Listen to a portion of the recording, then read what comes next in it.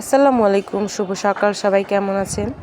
তো সকালে বাজারে গেছিল, বাজার থেকে নিয়ে আসলো পেঁয়াজ, কচুরলতি, কলমি শাক, টমেটো আর মাছ নিয়েছিল, কই মাছ নিয়ে এসেছিল। তো কাটা সুন্দর হয়েছে কিন্তু পরিষ্কার হয় নাই, তো এইটা সুন্দর করে পরিষ্কার করব। আর পাশে লইট্টে মাছ আনছিল, লইট্টে মাছ সুন্দর করে রান্না করলে খুব ভালো লাগে, যেমন পেঁয়াজ তেল বেশি দিয়ে আর সাথে রসুন দিলে খুব ভালো হয় খেতে। তো মাছগুলো সুন্দর করে ধুইয়া পরিষ্কার করে ফ্রিজে রাখিয়ে দেব। তো দেখেন মাছটা কত সুন্দর, মাছটা সুন্দর করে গরম পানি দিয়া আর কি ধুইছি, পর সুন্দর সব কিছু উঠে গেছে। তো কিছু রান্না করব, কিছু উঠাই রাখবো ফ্রিজে।